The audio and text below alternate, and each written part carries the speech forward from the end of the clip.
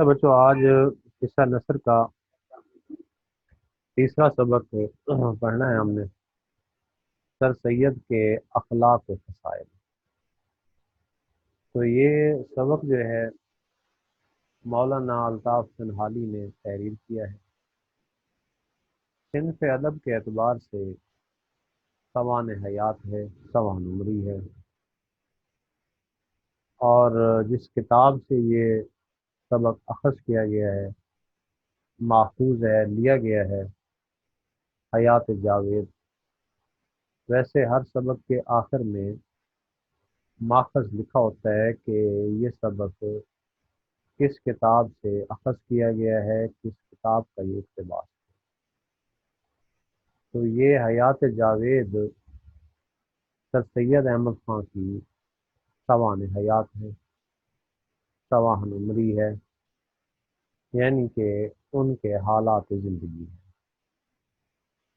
تو دیکھتے ہیں اس میں کیا باتیں کی گئی ہیں۔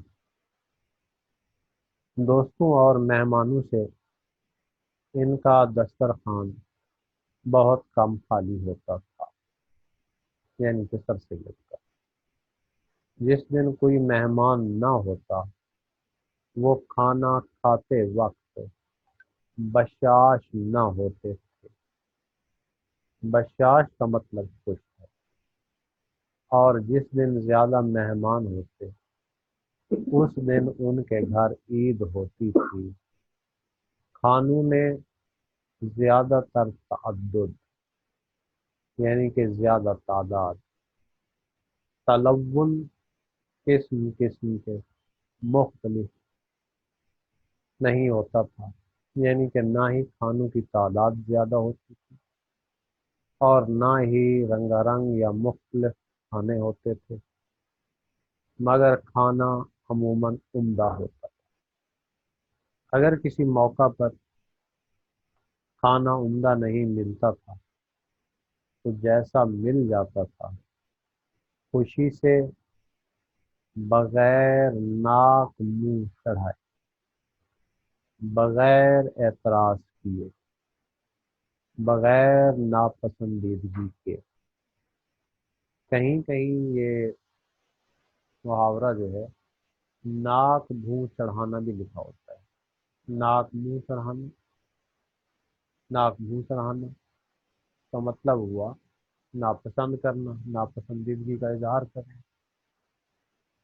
فصل کی ترکاریاں، یعنی کہ سبزیاں، موسم کی سبزیاں، اور فواکہ۔ فوکہ ایک لفظ ہے، فوکہ کی جمع ہے فواکہ۔ پھلوں میں خصوصاً آم اور خربوزے نہایت مرغوب تھے، پسند تھے۔ سنا ہے کہ پہلے خوراک زیادہ تھی مگر بڑھاپے میں بہت گھٹ گئی تھی۔ البتہ بعد کھانا کھانے کے کوئی پاؤ پاؤ سیر دودھ، یعنی کہ سیر کا چوتھا حصہ، کلو کا چوتھا حصہ، دونوں وقت بلا ناغہ، بغیر ناغہ کیے پی لیتے تھے۔ یعنی کہ MCQ بن سکتا ہے کہ سیر کا چوتھا حصہ پیا کرتے تھے، دونوں وقت پیتے تھے، بلا ناغہ۔ اگر یہ مکمل دن کا کہا جائے تو یہ آدھا کلو بنے گا، ویسے سیر کا یہ چوتھا حصہ بنے گا۔ اب یہ اقتباس میں نے پڑھا۔ یہ پورا سبق جو ہے اہم ہے تشریح کے حوالے سے، خلاصے کے حوالے سے، اور MCQs کے حوالے سے۔ تو آتے ہیں اس اقتباس کی تشریح کی طرف، وضاحت کی طرف۔ تو اس اقتباس میں سر سید احمد خان کی مہمان نوازی کو موضوع تحریر بنایا گیا ہے۔ سر سید احمد خان کے بارے میں ہم سب جانتے ہیں کہ سر سید احمد خان اسلامیان ہند کے مصلح، یعنی اصلاح کرنے والے، اور اردو کے نامور ادیب تھے۔ 1857 کی جنگ آزادی کے بعد انہوں نے اسلامیان ہند کی اصلاح کے لیے، فلاح و بہبود کے لیے ایک تحریک کا آغاز کیا جسے عرف عام میں علی گڑھ تحریک کہا۔ تو یہ علی گڑھ تحریک علمی ادبی تحریک تھی۔ تو سر سید احمد خان نے اپنے مشن کو جاری و ساری رکھنے کے لیے اس تحریک کا سہارا لیا۔ اس کا مطلب یہ ہوا کہ سر سید احمد خان کا شمار عام آدمیوں میں نہیں ہوتا تھا، بلکہ سر سید احمد خان کا شمار ہندوستان کے خاص لوگوں میں ہوتا تھا۔ اس لیے سر سید احمد خان کا حلقہ احباب بہت وسیع تھا، اور ان کے دوست احباب جب بھی ان کے یہاں تشریف لاتے تھے تو یہ ان کی خوب خاطر مدارت کیا کرتے تھے، یعنی کہ ان کا دسترخوان جو ہے وہ وسیع تھا۔ ویسے بھی حضرت علی کرم اللہ وجہہ سے کسی نے دریافت کیا کہ آقا ہمیں ایسا عمل بتایا جائے کہ ہم ہمیشہ امیر رہیں۔ تو آپ نے فرمایا کہ آپ اپنے دسترخوان کو وسیع کر دیں۔ تو لہٰذا دسترخوان وسیع کرنا وسیع القلبی ہے، یعنی کہ جو شخص وسیع ظرف کا مالک ہوتا ہے اس کا دسترخوان بھی بہت وسیع ہوتا ہے۔ تو سر سید احمد خان شعرۂ آفاق شخصیت تھے، حلقہ احباب وسیع تھا، اس لیے ان کے یہاں دوستوں کی آمد و رفت رہتی تھی، اور جس دن ان کے پاس کوئی مہمان نہیں آتا تھا یا مہمان کم آ جاتے تھے، اس وقت اس دن یہ کھانا کھاتے وقت خوش نہیں ہوتے تھے، بلکہ دوستوں کی کمی جو ہے وہ محسوس کیا کرتے تھے، کیونکہ سید احمد خان علی گڑھ تحریک سے وابستہ تھے۔ تو تحریک کو جاری و ساری رکھنا محض ایک فرد کا، ایک شخص کا کام نہیں ہے، اس میں اجتماعی کوششیں شامل ہوتی ہیں، اجتماعی سوچ تحریک کا حصہ ہوتی ہے۔ اس لیے سر سید احمد خان کی خواہش ہوتی تھی کہ احباب کی، دوستوں کی گہمہ گہمی ان کے یہاں ہمیشہ رہے۔ تو کبھی کبھار ان کے یہاں زیادہ دوست بھی آ جاتے تھے، اور جس دن ان کے گھر میں زیادہ دوستوں کی آمد ہوتی تھی تو یہ بہت خوش ہوتے تھے۔ مصنف نے یہاں جملہ استعمال کیا کہ جس دن ان کے گھر زیادہ مہمان ہوتے تھے اس دن ان کے گھر عید کا سماں ہوتا تھا، یعنی کہ دوست احباب اگر زیادہ آ جاتے تھے تو سر سید احمد خان بہت خوش ہوتے تھے۔ وہی بات ہے، خواجہ میر درد نے اپنے ایک شعر میں دوستوں کی ملاقات کو، دوستوں کے میل جول کو اس طرح سے بیان کیا، فرماتے ہیں غنیمت ہے یہ ہے دید و دید یاراں، غنیمت ہے یہ ہے دید و یعنی کہ نظارہ، دید یاراں دوستوں کا، غنیمت ہے یہ ہے دید و دید یاراں۔ دوسرا مصرع جہاں مند گئی آنکھ میں ہوں تو ہے، کہ یہ سارا کچھ زندگی ہی تک ہے، جب زندگی ختم ہو جائے گی تو یہ سبھی یارانے، یہ دوستیاں ختم ہو جائیں گی۔ لہٰذا انسان کو اپنی اس مختصر سی زندگی میں دوستوں کی قدر کرنی چاہیے، بھائی چارے کو فروغ دینا چاہیے۔ تو سر سید احمد خان کے گھر جس دن زیادہ احباب تشریف لاتے تھے اس دن یہ بہت زیادہ خوش ہوتے تھے، اب ان کی خوب خاطر مدارت کرتے تھے، کھانا ہمیشہ عمدہ بنواتے تھے اور ہر ایک کو ایک جیسا کھانا پیش کرتے تھے۔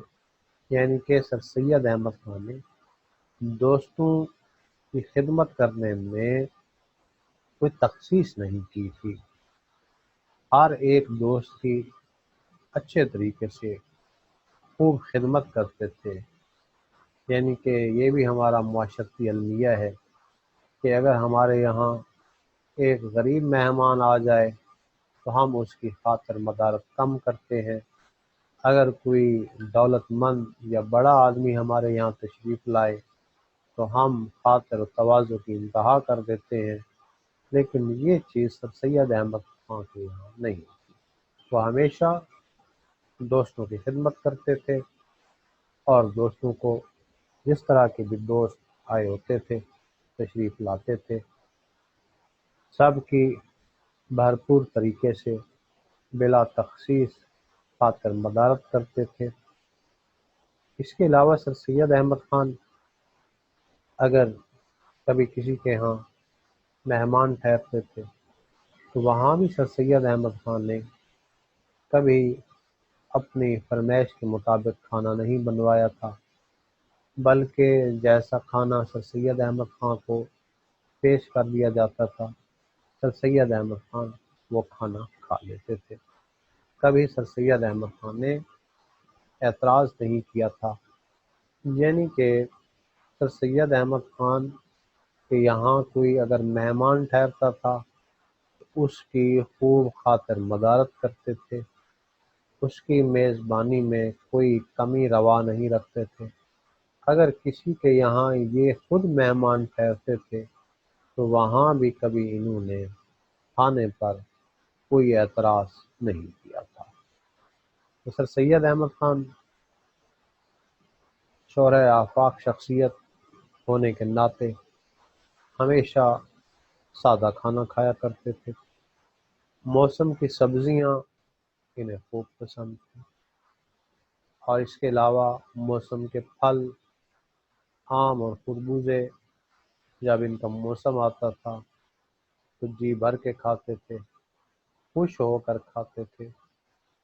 آم اور خربوزہ انہیں بہت زیادہ پسند تھے۔ اب یہ ایم سی کیوز بھی آ سکتا ہے کہ سر سید احمد خان کو کون کون سے پھل پسند تھے یا مرغوب تھے؟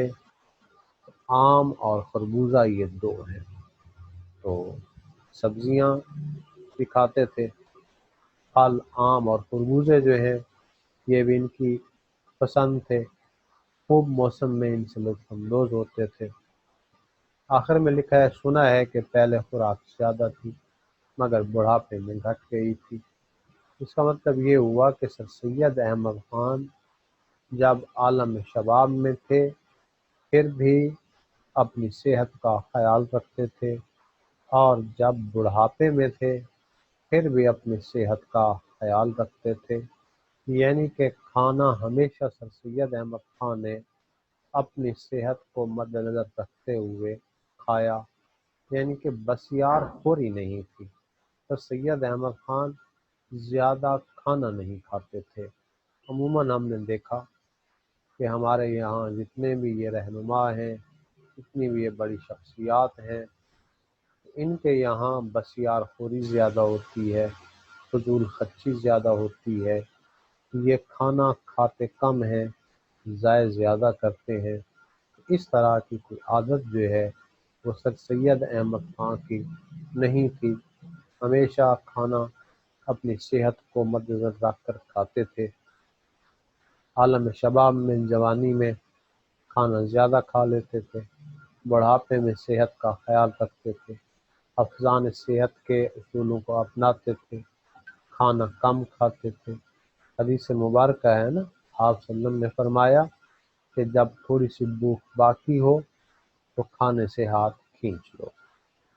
اس لیے سر سید احمد خان اس حدیث کا پیکر تھے کہ جب صحت اچھی تھی، مناسب تھی، خوراک قدر زیادہ تھی، اور جب بڑھاپے میں عالم پیری میں قدم رکھا تو پھر ان کی خوراک جو ہے وہ کم ہو گئی۔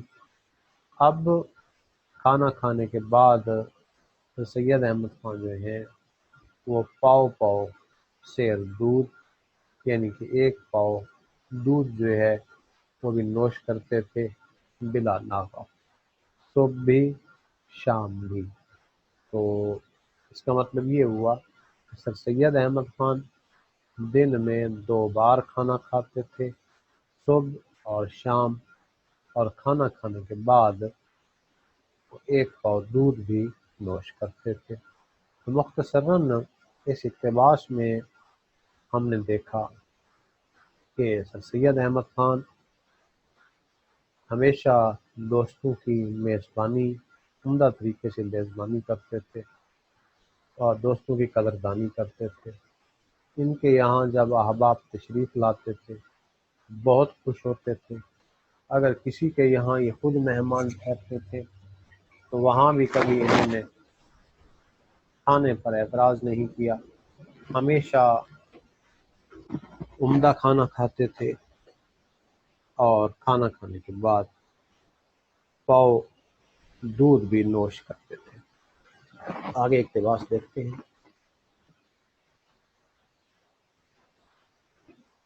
ظرافت اور خوش طبعی،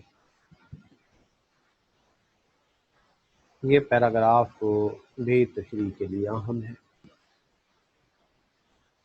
اس اقتباس میں ظرافت اور خوش طبعی کو موضوع تحریر بنایا گیا ہے۔ ظرافت اور خوش طبعی ان کی جبلت میں، فطرت میں داخل تھی، مگر جس طرح ان کی اور باتوں میں بناوٹ نہ تھی، اس طرح ظرافت اور خوش طبعی میں بھی مطلق زیادہ تصنع، نمائش یا بناوٹ نہیں تھی۔ تحریر میں، تقریر میں، بات چیت میں جو لطیفہ یا شوخی ان کو سوجھ جاتی تھی، اگرچہ کیسی ہی شرم و حجاب کی ندامت کی، شرمندگی کے لحاظ بھی کہہ سکتے ہیں، بات ہو، ان سے ضبط، ان سے صبر نہیں ہوتا تھا، مگر ہر ایک امر کے، ہر ایک کام کے بیان کرنے کا خدا نے ایسا سلیقہ دیا تھا، ایسا کرینہ، ایسا طریقہ دیا تھا کہ کوئی بات تہذیب کی حد سے تجاوز کرنا بڑھنے نہ پاتی تھی۔ اب اس اقتباس میں تو سید احمد خان کی ظرافت، خوش مزاجی، زندہ دلی کو موضوع تحریر بنایا گیا ہے۔ سر سید احمد خان ایک خوش طبع اور ظریف انسان تھے، کیونکہ میں بتا چکا ہوں آپ کو کہ ان کا تعلق علی گڑھ تحریک سے تھا۔ ایک تحریک کے روح رواں ہونے کے ناطے سر سید احمد خان میں زندہ دلی تھی، خوش مزاجی تھی۔ یہ زندہ دلی اور خوش مزاجی نمائش کے طور پر انہوں نے نہیں اپنائی تھی، یعنی کہ زندہ دلی اور ظرافت میں کوئی بناوٹ نہیں تھی، نمائش نہیں تھی۔ کچھ سر سید احمد خان تحریر کر رہے ہوتے تھے تو اس میں بھی نمائش یا بناوٹ،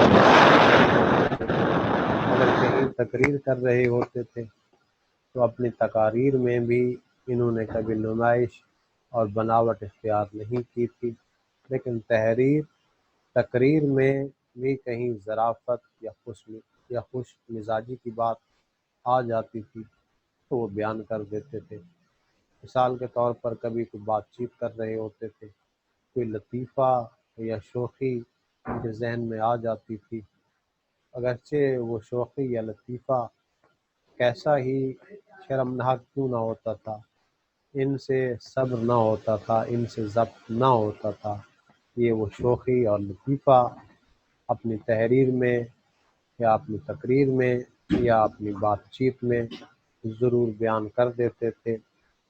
آخر میں ایک جملہ لکھا گیا، مگر ہر ایک امر کے بیان کرنے کا خدا نے انہیں ایسا سلیقہ دیا کہ کوئی بات تہذیب کی حد سے متجاوز نہ ہونے پاتی تھی، یعنی کہ سر سید احمد خان کی ظرافت اور خوش طبعی جو ہے وہ اخلاق کے دائرہ کار میں رہتی تھی، یعنی کہ انہوں نے کبھی تحریر میں، بات چیت میں، تقریر میں ظرافت اور خوش طبعی کو نمایاں کرنے کے لیے بد اخلاقی کا مظاہرہ نہیں کیا تھا، بلکہ تہذیب کے دائرہ کار میں رہ کر ہمیشہ یہ ظرافت اور خوش طبعی اختیار کرتے تھے، اور ان کی یہ ظرافت اور خوش طبعی ان کی زندہ دلی کا ثبوت فراہم کرتی تھی۔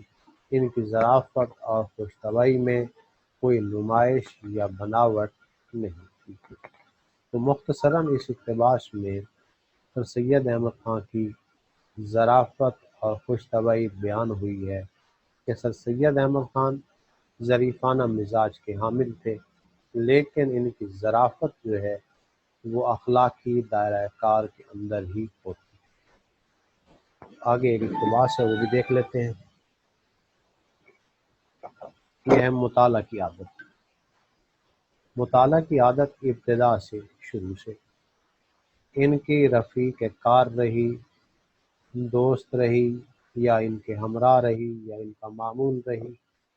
سر سید کا مطالعہ نہ صرف دل بہلانے یا عبارت کا لطف اٹھانے کے لیے ہوتا تھا، نہ کتاب دانی کی غرض سے، جیسا کہ مدرس اور طلبہ کتاب کے ایک ایک لفظ اور جملے اور تراکیب، ترکیب کی جمع ہے تراکیب، الفاظ کی بندش کو کہتے ہیں، غیر گہری نظر کرتے تھے، بلکہ ان کا مطلب صرف مصنف کے خیالات سے اطلاع حاصل کرنا ہوتا تھا۔ جو بات کتاب میں ان کے کام کی ہوتی تھی اس پر پینسل سے نشان کر دیتے تھے۔ اگر کوئی مضمون کسی اخبار میں کام کا ہوتا تھا تو اس ورق کو الگ کر کے اپنے اخبار کی فائل میں جو ہر وقت سامنے رکھا رہتا تھا چسپاں کر دیتے تھے۔ اب اس اقتباس میں سر سید احمد خان کے مطالعے کو موضوع تحریر ٹھہرایا گیا ہے کہ سر سید احمد خان ہمیشہ مطالعہ کیا کرتے تھے، اور ان کا مطالعہ یا ان کی کتاب بینی محض دل بہلانے کے لیے یا عبارت کا لطف اٹھانے کے لیے نہیں ہوتی تھی، بلکہ ان کا مطلب یہ ہوتا تھا کہ جو تحریر میں پڑھ رہا ہو، جو کتاب میں پڑھ رہا ہو، اس میں مصنف نے کیا پیغام دیا ہے، کیونکہ تحریر میں، کتاب میں، جملے میں جو بھی انسان پڑھ رہا ہوتا ہے اس میں کوئی نہ کوئی پیغام پوشیدہ ہوتا ہے، اس پیغام سے اطلاع حاصل کرنا ضروری ہوتا ہے۔ اس لیے سر سید احمد خان جب بھی کچھ پڑھ رہے ہوتے تھے ان کا پہلا اور آخری مقصد یہ ہوتا تھا کہ مصنف نے اس تحریر میں، اس جملے میں، اس کلام میں کیا پیغام دیا ہے، اس سے ضرور اطلاع حاصل کرتے تھے۔ اس کے علاوہ دوران مطالعہ کتاب پڑھتے وقت جب دیکھتے تھے کہ کوئی کام کی بات آ گئی ہے تو ان کے پاس پینسل موجود ہوتی تھی، تو خط کشیدہ کر دیتے تھے یا پینسل سے نشان کر دیتے تھے۔ اہم MCQ رہی ہے کہ کتاب میں ان کے کام کی جو بات ہوتی تھی کیا کرتے تھے، پینسل سے نشان کر دیتے تھے۔ اگر کوئی مضمون کسی اخبار میں کام کا ہوتا تھا، فرض کیا اخبار بینی کر رہے ہیں، اخبار کا مطالعہ کر رہے ہیں، تو انہوں نے دیکھا کہ اخبار میں کوئی مضمون ہے، عمدہ مضمون ہے، ان کے کام کا مضمون ہے، تو وہ اخبار کے اس حصے کو، اخبار کے اس ورق کو علیحدہ کر لیتے تھے اور فائل میں لگا کے رکھ دیتے تھے۔ بعد میں اس سے مستفید ہوتے رہتے تھے۔ مختصراً اس اقتباس میں ہم نے یہ دیکھا کہ سر سید احمد خان ہمیشہ کتب بینی کرتے رہے، ہمیشہ مطالعہ کرتے رہے، کیونکہ مطالعہ کرنے سے انسان کے علم میں اضافہ ہوتا ہے، انسان کی سوچ پختہ ہوتی ہے، انسان حالات و واقعات سے آگاہ ہوتا ہے۔ اس کے علاوہ ان کا مطالعہ محض نہ ہی وقت گزارنے کے لیے ہوتا تھا، نہ ہی عبارت کا لطف اٹھانے کے لیے ہوتا تھا، بلکہ ان کا مطالعہ مصنف کے خیالات سے اطلاع حاصل کرنے کے لیے ہوتا تھا، اور جو بات انہیں کام کی محسوس ہوتی تھی اس پر بھی یہ پینسل سے نشان کر دیتے تھے۔